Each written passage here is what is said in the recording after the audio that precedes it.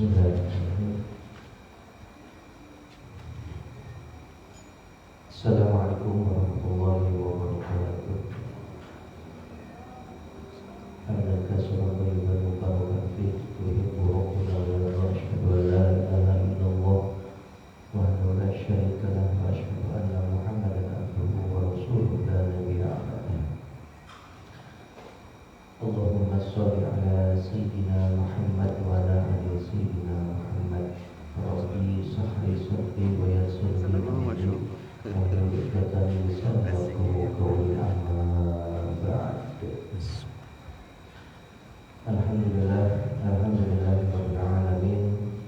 Segala puji bagi Allah Subhanahu wa taala pada kita kenikmatan yang sangat luar biasa sekali, yaitu kenikmatan sehat jasmani rohani, sehingga kita masih diberikan kesempatan untuk bisa berkumpul untuk melaksanakan sholat subuh berjamaah,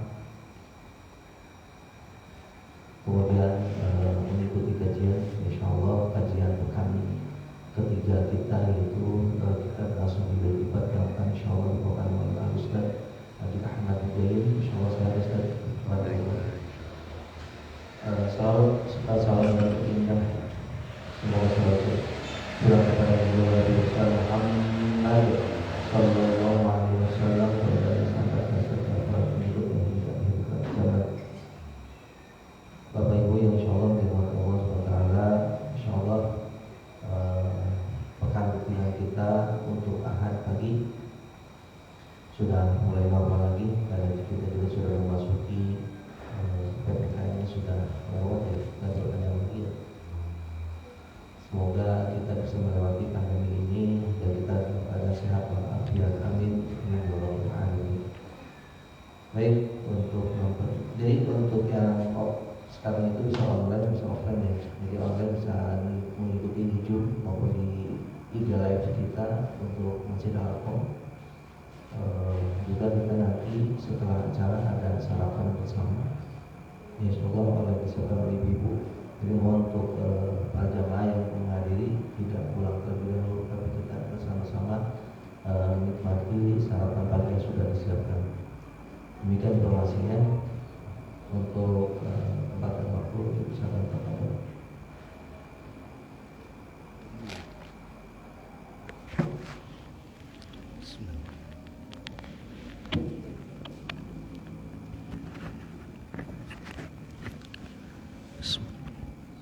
Assalamualaikum warahmatullahi wabarakatuh. Amin. Alhamdulillahilladzi yaqbalul a'mala an ibadihi bisidqin niyat. Ashhadu an la ilaha illallah dzul kamalat wa ashhadu anna sayyidana wa nabiyyana Muhammadan abduhu wa rasuluh dzul mu'jizat. Allahumma salli wa sallim wa barik ala sayyidina Muhammadin wa ala alihi wa ashabihi ajma'in. Rabbi syrah li sadri wa yassir li amri wahlul 'uqdatam min lisani yafqahu qawli. Allahumma ighfir li ummati sayyidina Muhammad maghfiratan 'ammatan ya rabbal alamin. Allahumma arham ummata sayyidina Muhammad rahmatan 'ammatan ya rabbal alamin. Allahumma farrij an ummati sayyidina Muhammad farjan ajilan ya rabbal alamin. Wa sallallahu ala sayyidina Muhammadin walhamdulillahi rabbil alamin. Amma ba'du. Alhamdulillah, betapa nikmat dari Allah yang tiada pernah hentinya untuk kita semua. Kita sehat, alhamdulillah. Semoga kita juga afiat, insyaallah. Ciri kita masih Islam dan iman, kita masih diberikan kesempatan dan kekuatan oleh Allah untuk melaksanakan ibadah salat subuh berjamaah. Alhamdulillah.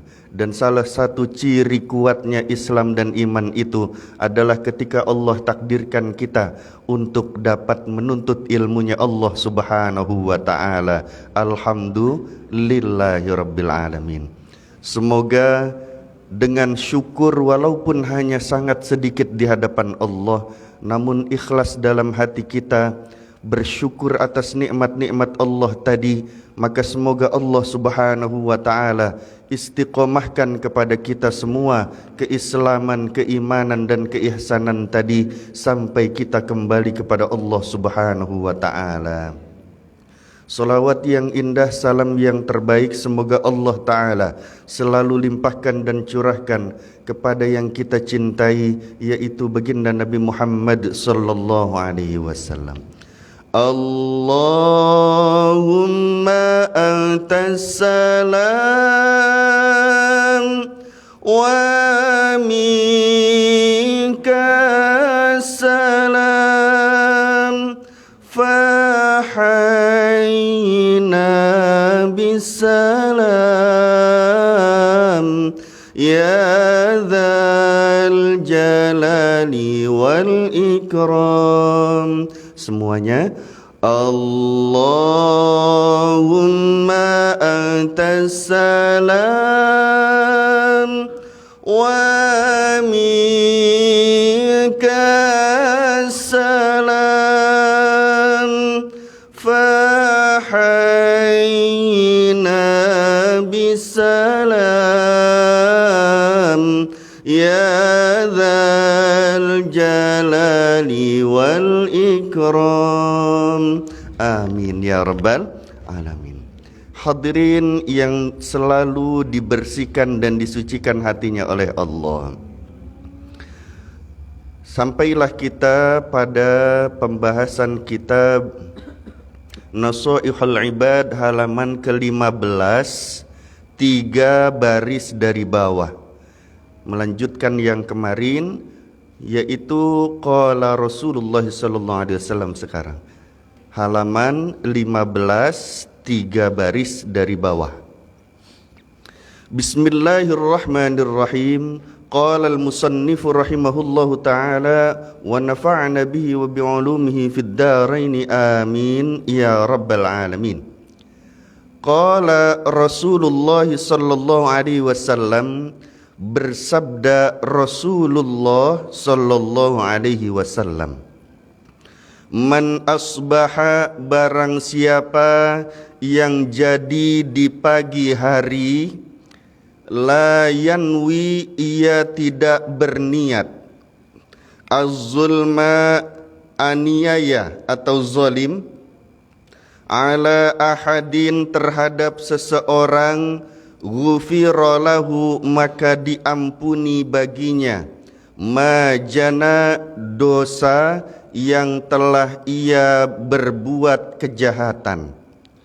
Waman asbaha, dan barang siapa pada pagi harinya ia menjadi yanwi, berniat, nusratal mazlumi, akan menolong orang yang dizalim, wa qada'a hajatil muslimi, dan akan menutupi kebutuhan orang muslim, kanat lahu, maka adalah niat itu baginya, ka ajri hajjatin wa umratin, seperti pahala ibadah haji dan ibadah umrah. Amin ya rabbal alamin.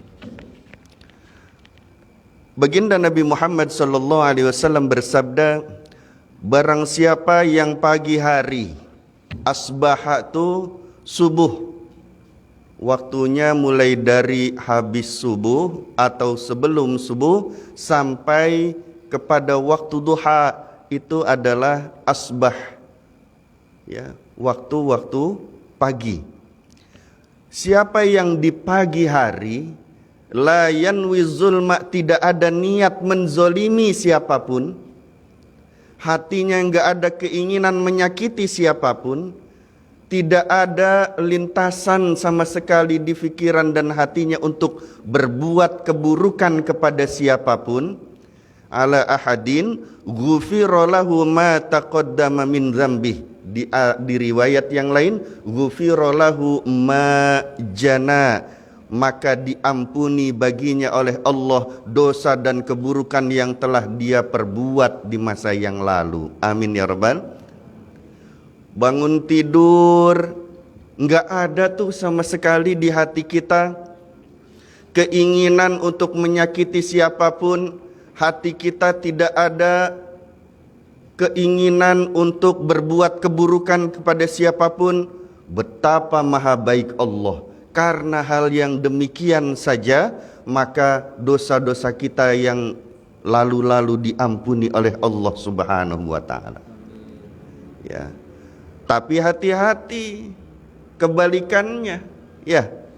Kalau pagi-pagi kita sudah ada keinginan untuk berbuat zalim kepada yang lainnya, maka dosanya pun sangat besar di hadapan Allah. Bangun tidur sudah menyalahkan Allah misalnya, menganggap Allah berbuat zalim, naudzubillahimin. Pak. Nah, kalau dipanggil tuh jangan woi. Labbaik. Apa? Baginda Nabi Ibrahim alaihissalam dipanggil Allah, jawabannya labbaik. Sahabat-sahabat yang mulia dari baginda Rasulullah SAW kalau dipanggil oleh baginda Rasul, jawabannya labbaik. Masa kita mau ngikutin apa enggak? Ngikutin Rasulullah enggak? Pak, woi. Bu, labbaik. Pak, labbaik. Alhamdulillah. Mudah-mudahan dengan adanya banyak bertalbiyah kita dipanggil bolak-balik pergi haji umroh. Amin ya rabbal alamin.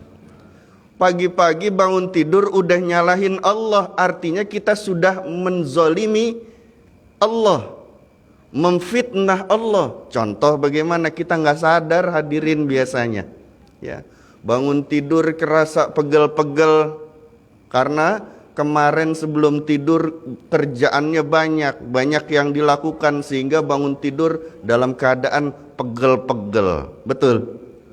Ya, kita udah ngeluh sama Allah, udah protes sama Allah, sudah memfitnah Allah. Naudzubillahimin dzalik. Ngomongnya sih bagus, pakai ya Allah.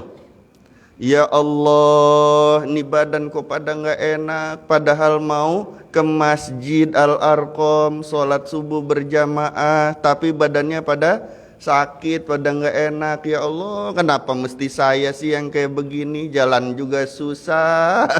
Ya, nyalahin Allah. Ini dosanya besar, hadirin.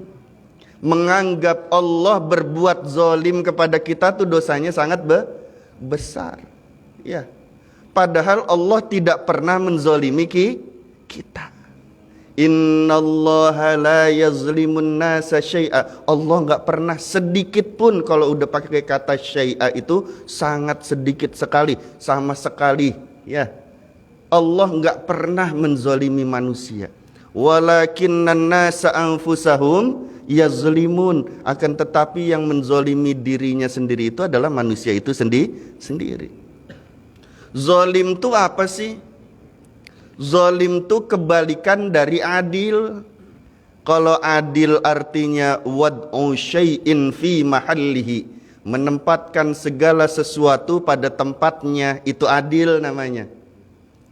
Anak yang SMA kita kasih jajan 10.000, yang masih SMP 5.000 karena kebutuhannya tercukupinya segitu ya.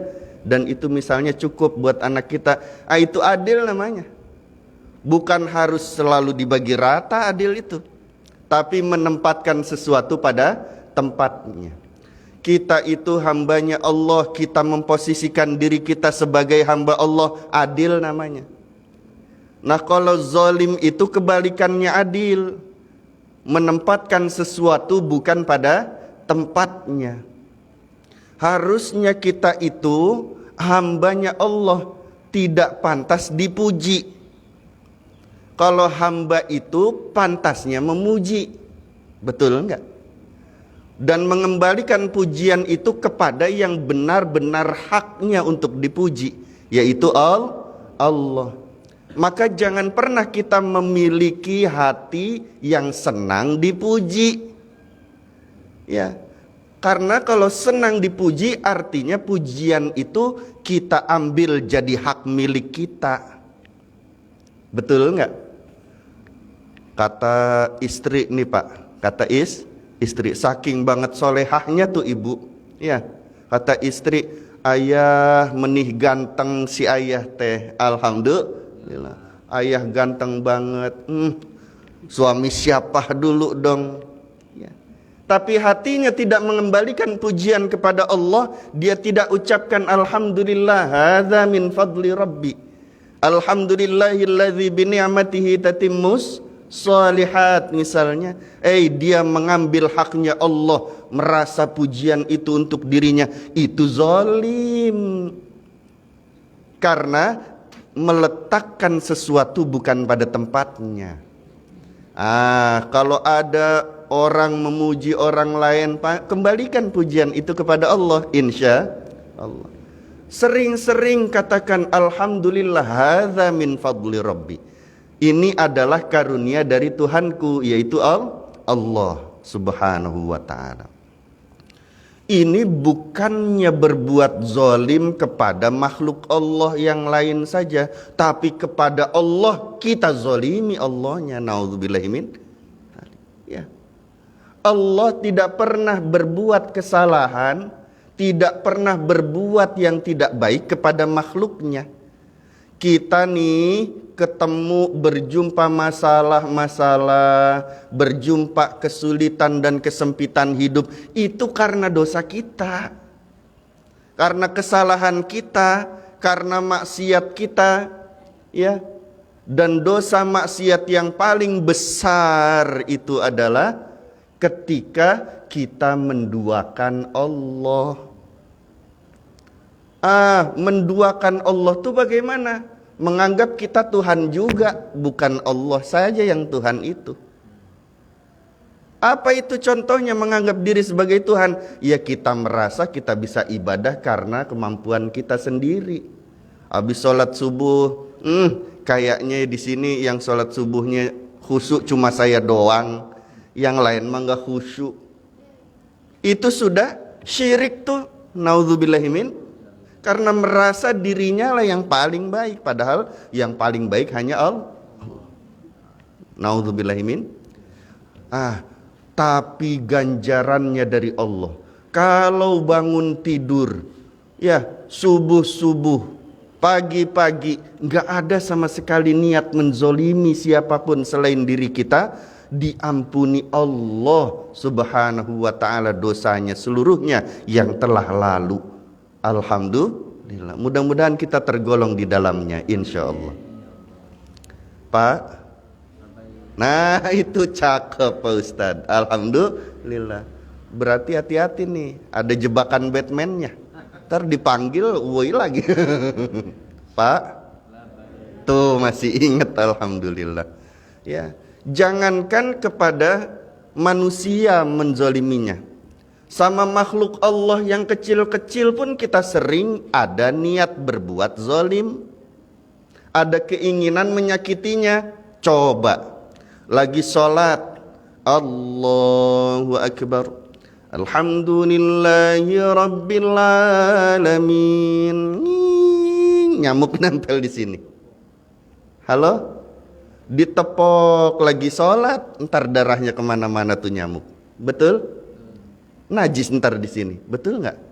Yang ada apa? Yang ada hati kita berkeinginan menzoliminya.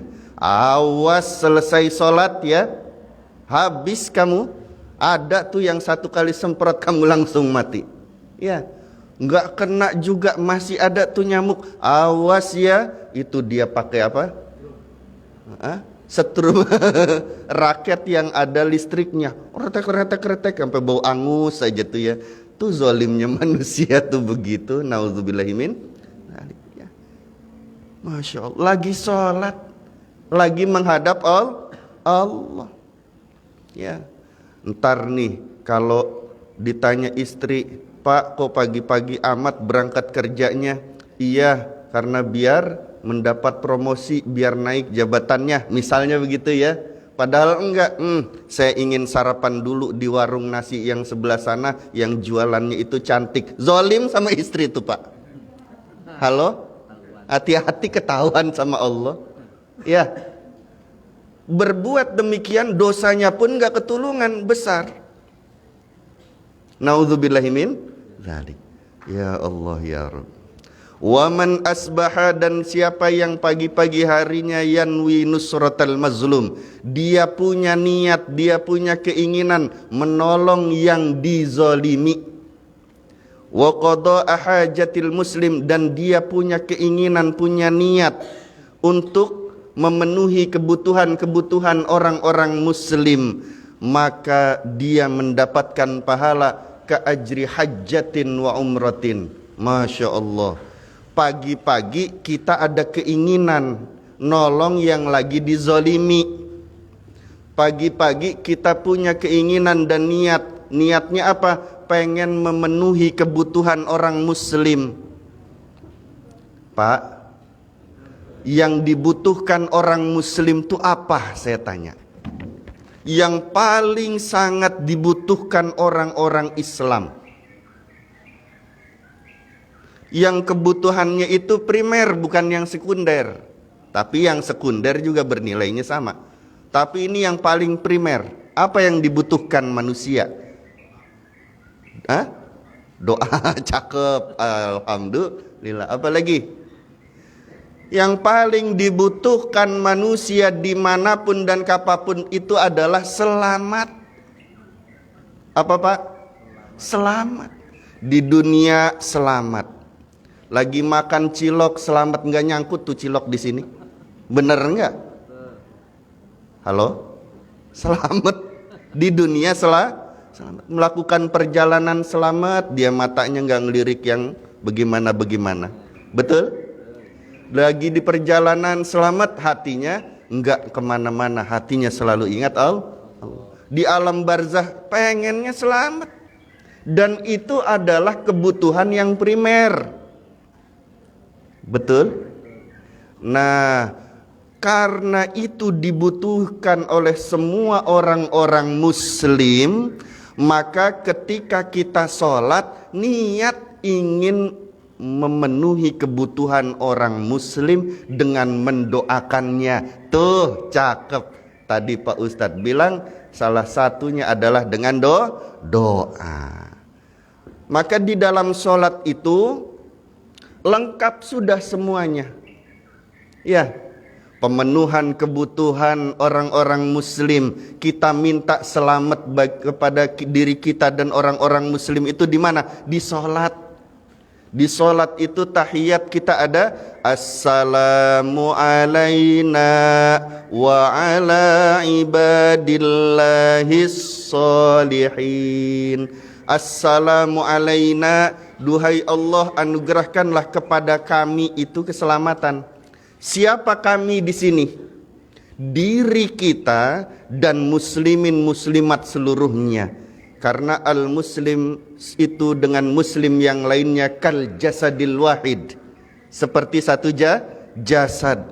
Maka kalau kita pergunakan kata na di dalam Al-Quran, artinya kami itu adalah saya dan umat muslim seluruhnya. Maka kalau tahiyat hatinya menghadap Allah. Ketika mengucapkan assalamu alaina, jangan buru-buru. Hatinya menghadap pada Allah. Duhai Allah, anugerahkanlah keselamatan kepada kami. Minta dengan sangat keselamatan itu kepada Allah. Apa yang macam-macam dari keselamatan? Keselamatan lahiriah, keselamatan batiniyah, keselamatan di dunia, keselamatan alam barzah, keselamatan di hari akhirat. Pak,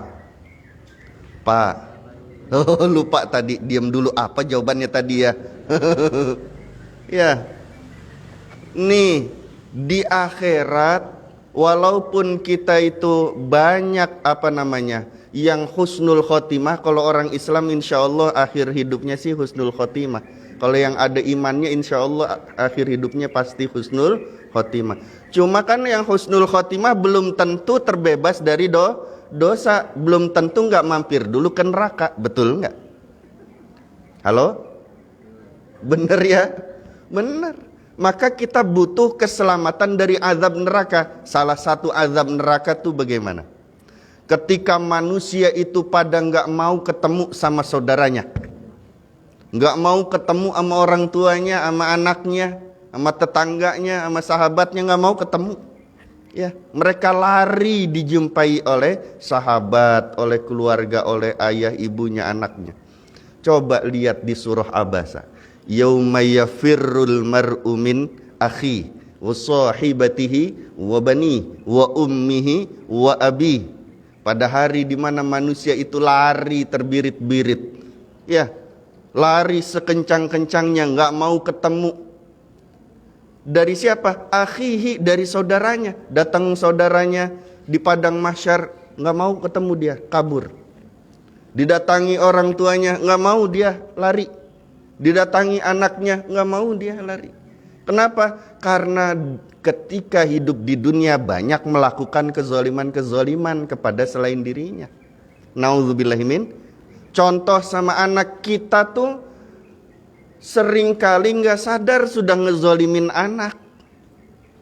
Ini hati-hati nih Bu, Pak. Seringkali kita nggak sadar kalau kita itu berbuat zolim kepada anak. Contohnya apa? Tidak seimbangnya memberikan kepada mereka pendidikan. Contohnya itu. Di padang mahsyar anak kita datang nih. Ayah gitu ya, ibu. Kata kita, oh anakku, ada apa? Waktu di dunia kau lebih mementingkan pendidikan kepadaku, yaitu pendidikan yang hanya cuma sebentar saja nilainya. Cuma 60 tahun hidup di dunia. Kalau untuk giliran les kau sanggup bayarkan untuk les untukku itu. Ya, sampai ratusan ribu, juta-juta.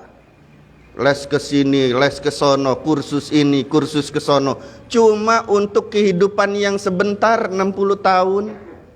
Tapi wahai ayah, wahai ibu, kau tidak pernah memerintahkan kepadaku sholat. Kau tidak memberikan kepadaku pendidikan keagamaan, bagaimana cara mendekat kepada Allah.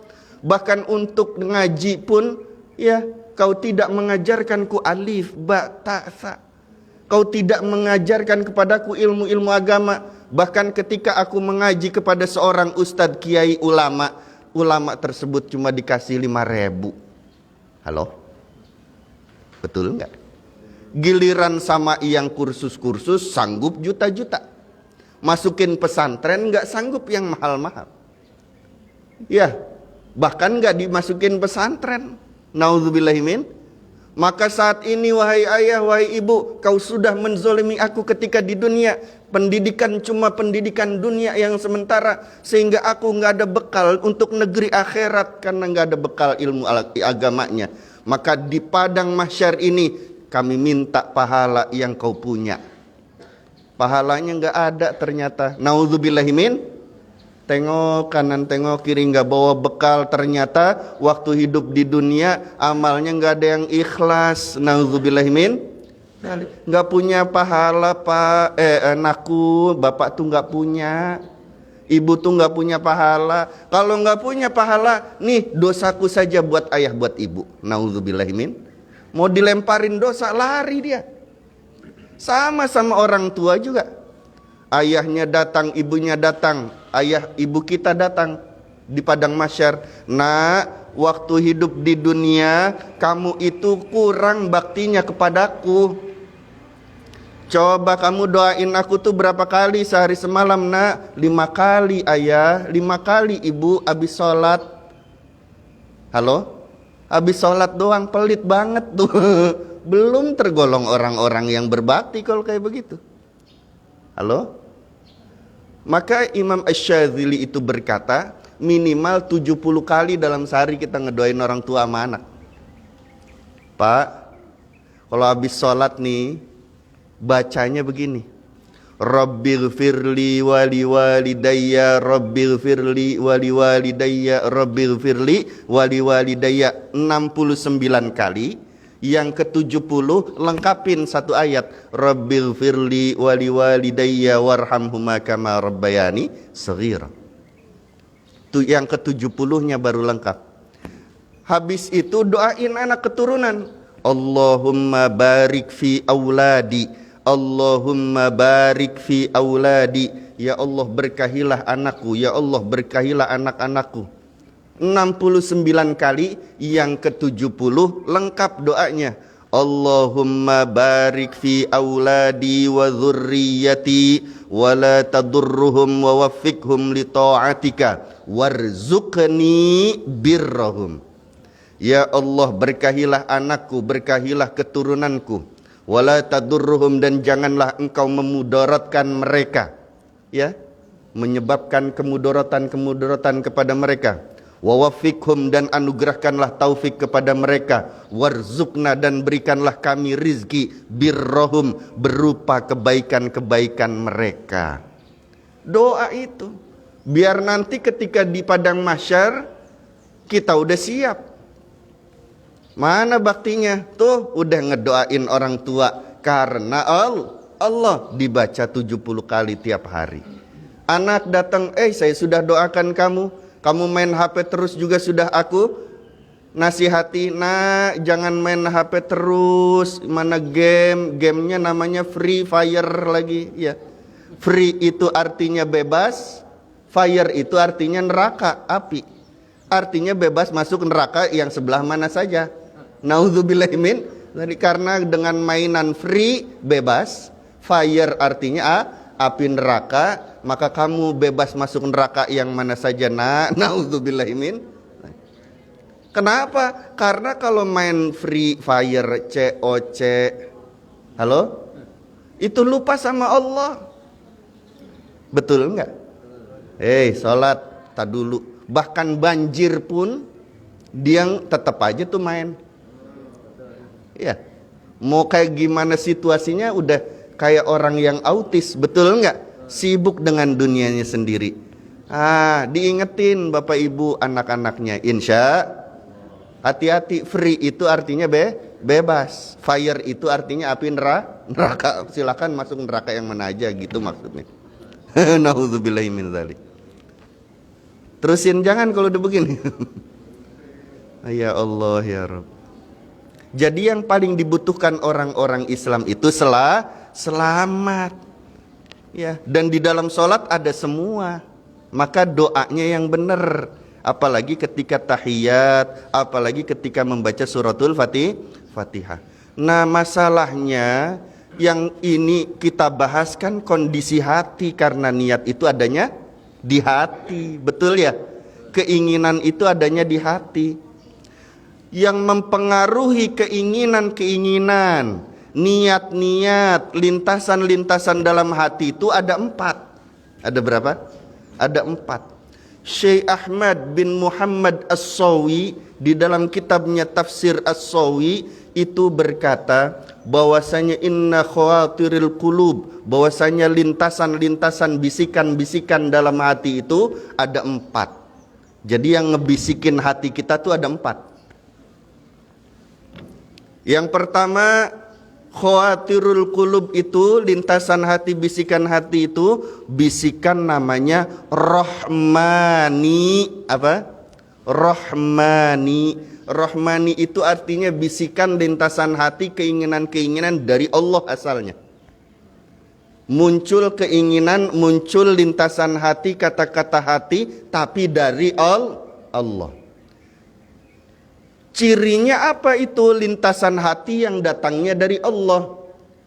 Ma yalzamuhu ta'atun bi'ainihi.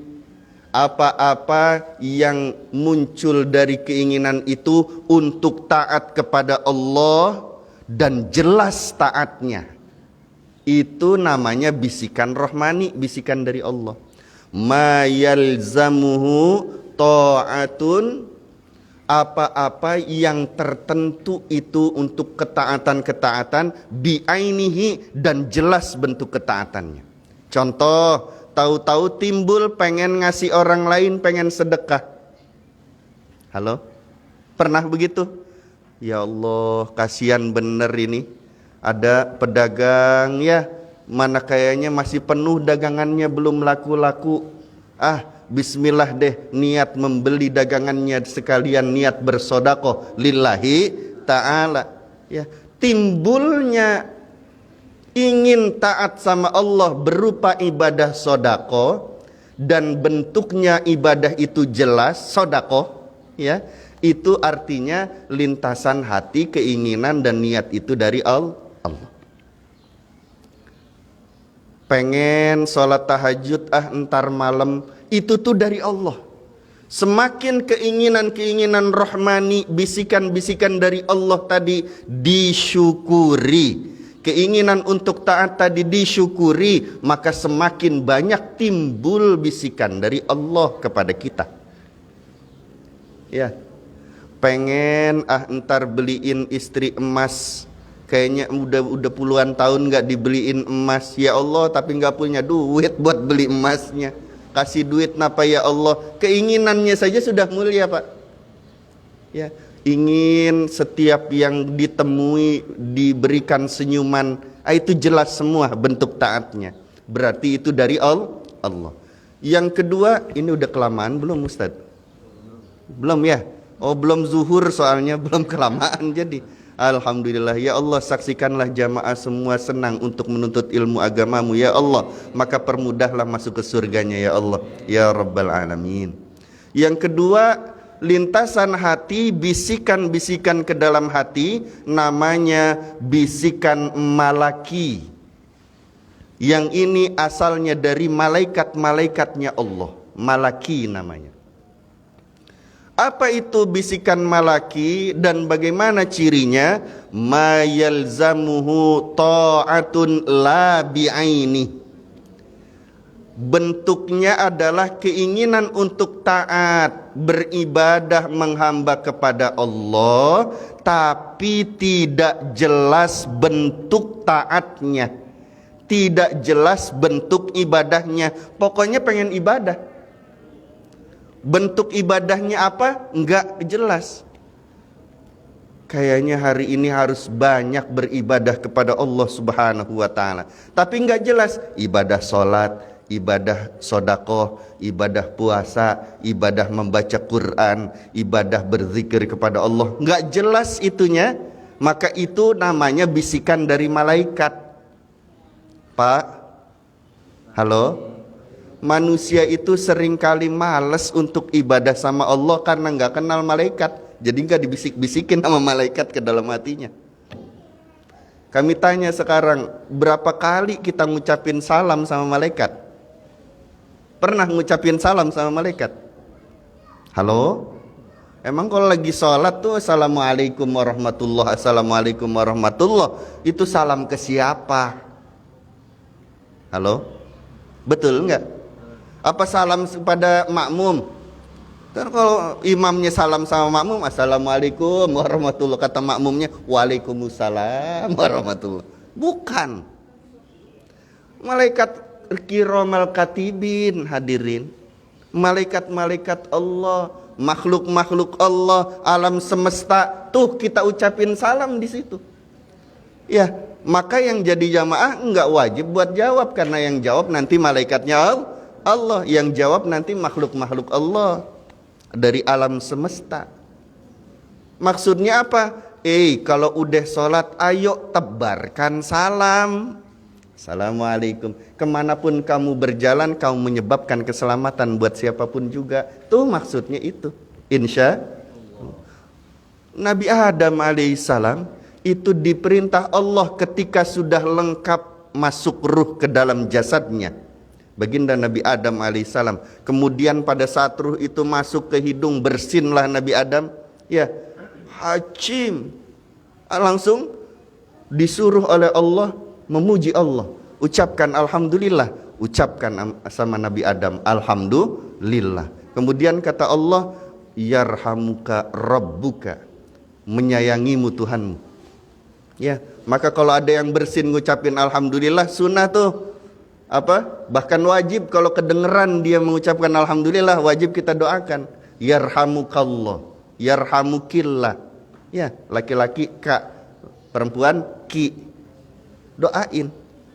Habis lengkap itu semua masuk ke dalam tubuh ruh itu, maka kemudian Allah perintahkan mengucapkan salam. Hadisnya sahih, diriwayatkan Imam Bukhari dan Muslim, bahwasanya baginda Nabi Adam diperintah Allah ngucapin salam kepada malaikat yang lagi berdiri sama yang lagi duduk.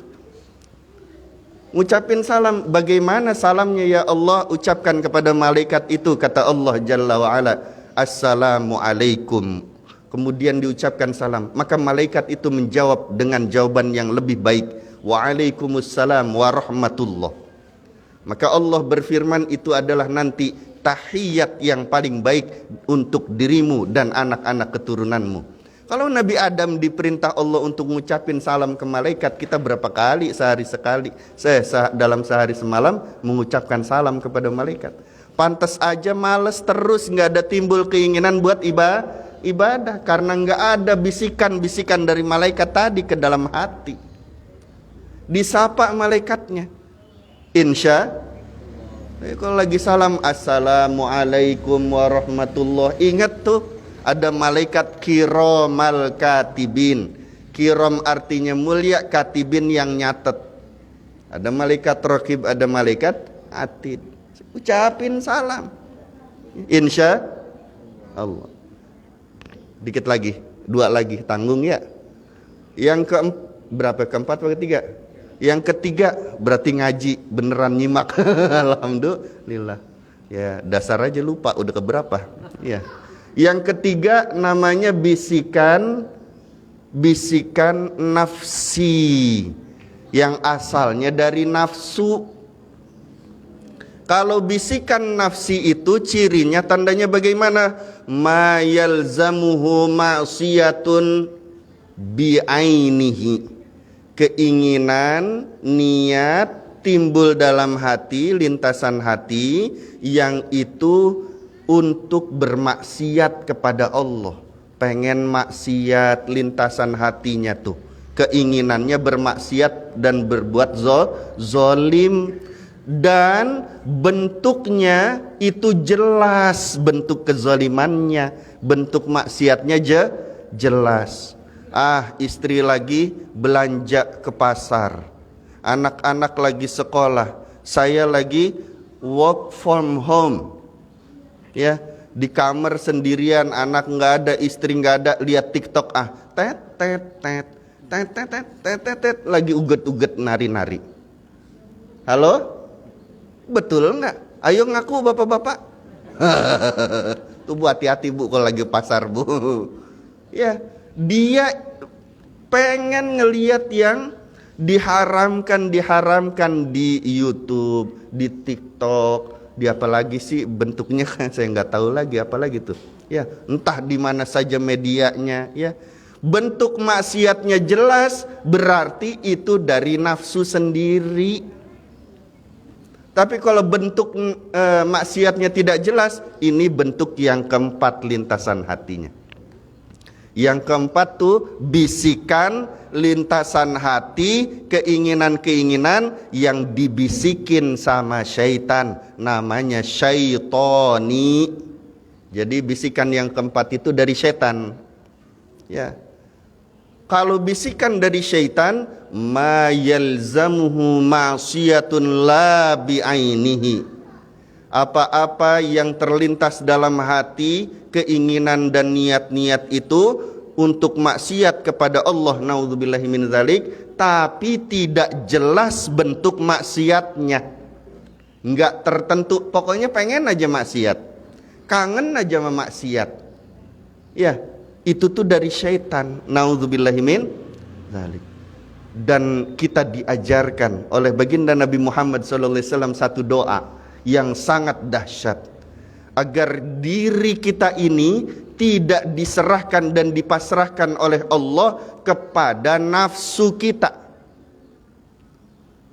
Doanya, agar diri kita ini diserahkannya kepada Allah saja, bukan kepada nafsu.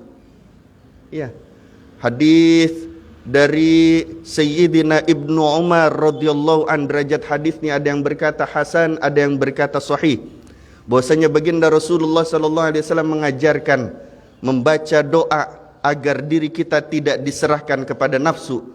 Allahumma, ikutin Pak, la takilni ila nafsi tarfata'in. Lagi ya, Allahumma la takilni ila nafsi tarfata'in. Bareng-bareng, ingat enggak?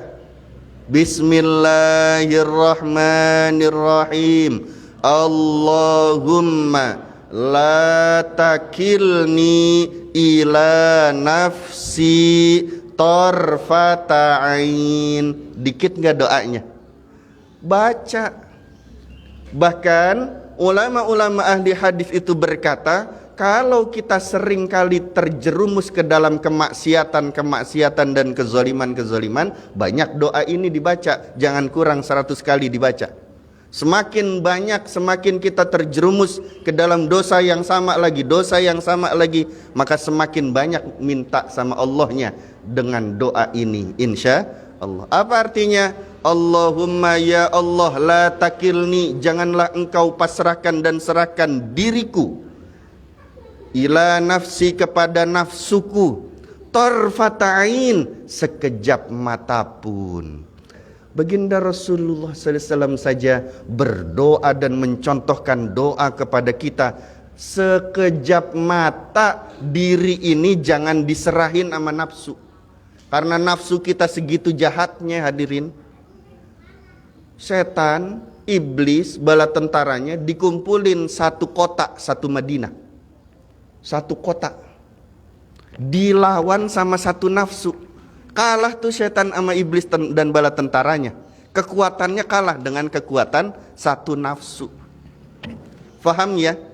Jadi nafsu yang ada pada manusia yang ammarah bisu itu lebih jahat dari satu kota iblis.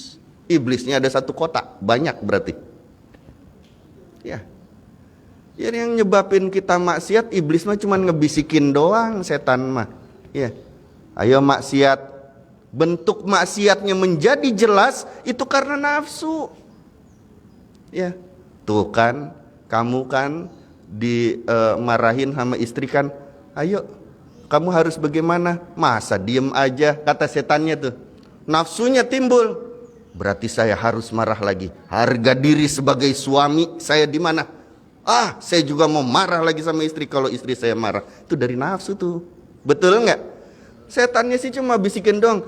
Saya cuma senggol kamu doang, yang maksiatkan kamu sendiri di hadapan Allah. Jadi setannya nggak mau disalahin nanti di sana. Paham ya? Maka jangan lupa kita membaca doa tadi. Dan insya Allah kita tergolong di dalam orang-orang yang disebutkan dalam hadis ini, tidak ada niat berbuat zolim sama sekali di pagi hari. Amin ya rabbal alamin. Semoga kita menjadi golongan juga orang-orang yang ingin menolong orang-orang yang dizolimi. Dan kita juga termasuk golongan orang-orang yang dapat diberikan kemampuan oleh Allah, dapat memenuhi hajat-hajatnya orang-orang muslim. Dan semoga Allah subhanahu wa ta'ala tidak menyerahkan diri kita sendiri kepada nafsu kita sendiri. Semoga Allah serahkan diri kita ini hanya kepada Allah subhanahu wa ta'ala. Semoga Allah subhanahu wa ta'ala mengampuni semua dosa-dosa kita. Dosa lahiriah, dosa batiniah, dosa yang disengaja, yang tidak disengaja, yang kita fahami, yang tidak kita fahami, atau dosa yang hanya Allah saja yang tahu kalau itu adalah dosa. Semoga Allah ampuni dosa kita semua. Dan Allah ampuni dosa kedua orang tua kita, Allah ampuni dosa guru-guru kita, Allah ampuni dosa saudara-saudara kita, anak-anak keturunan kita, tetangga-tetangga kita, orang yang pernah kita zalimi, orang yang menzalimi kita, semua dosanya semoga diampuni oleh Allah subhanahu wa ta'ala. Rabbana taqabbal minna, Rabbana taqabbal minna, Rabbana taqabbal minna, innaka antas sami'ul alim, wa tub alaina, wa tub alaina, wa tub alaina alaina innaka antat tawwabur rahim. Wa sallallahu ala sayyidina Muhammadin walhamdulillahi rabbil alamin. Assalamualaikum warahmatullahi wabarakatuh.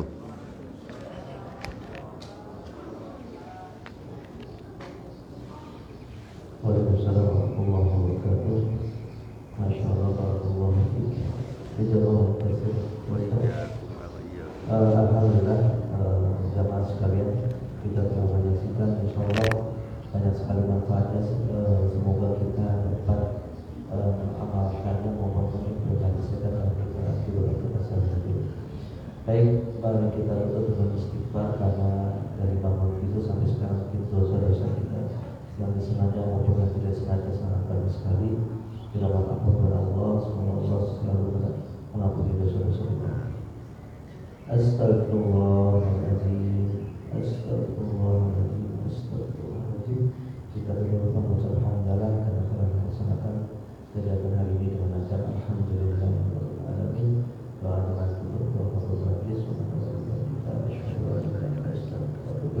Assalamualaikum warahmatullahi wabarakatuh.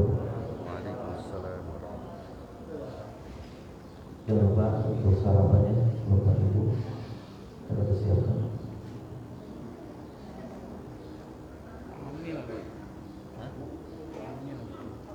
Mohon izin diminum. Ya Allah.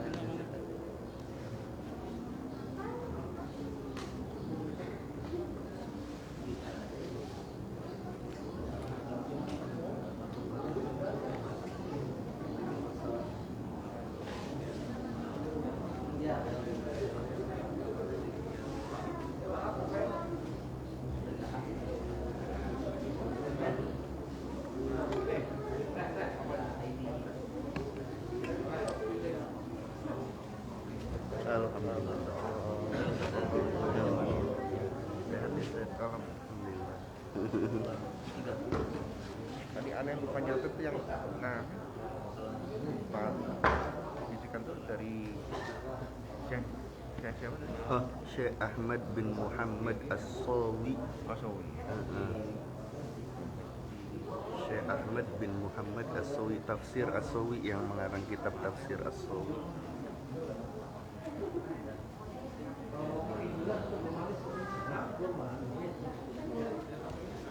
Alhamdulillah. Itu namanya bawa pacul, kata Imam Syafi'i. Kalau belajar bawa pacul. Paculnya orang yang belajar itu pulpen sama kertas.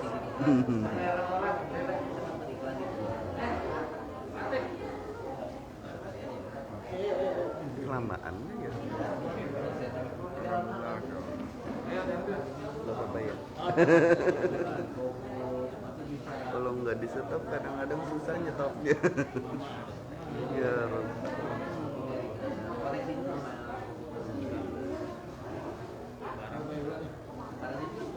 Kalau yang nyampein gitu sering kali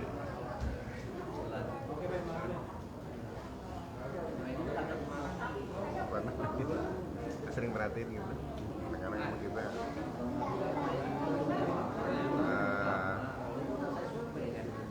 kadang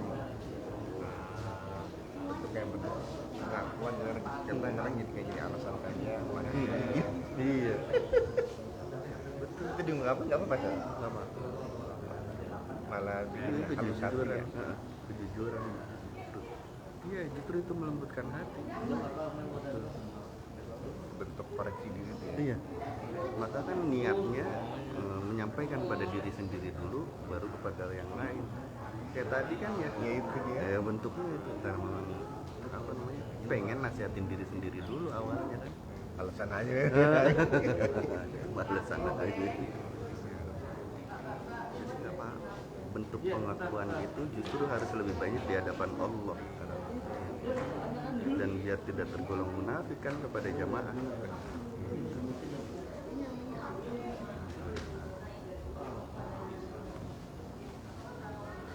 Enggak. Kali masuk cek. Seringkali kan kalau menyampaikan di depan Egois juga. Ya mungkin gitulah. Pengakuan harus ada. Kadang-kadang nggak boleh. Memang nggak bisa dikapi ini. Iya. Dimaafin nggak apa-apa ya? Nggak apa-apa.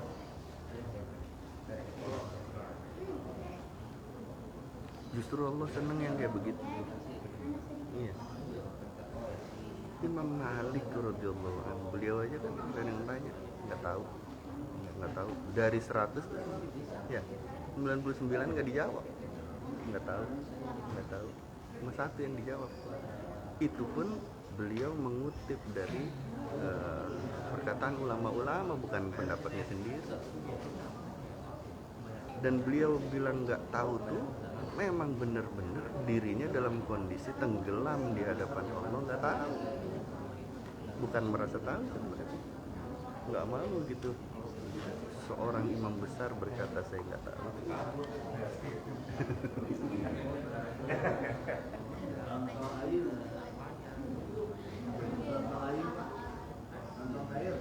Maka orang-orang jujur itu kan luar biasa dekat sama Allah. Iya, sedikit di bawahnya Nabi. Iya. Perang kadang-kadang dalam sendiri itu ya. Iya.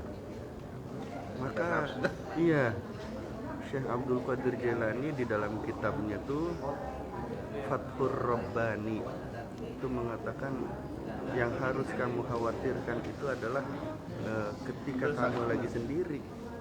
Assalamualaikum Binten. Baru soleh. Bilang Pak. Masih live ya? Si live ya? Si live ya? Bagus. Dia lupa. Jadi kita ngobrol kedengeran berarti. Iya, nggak apa-apa.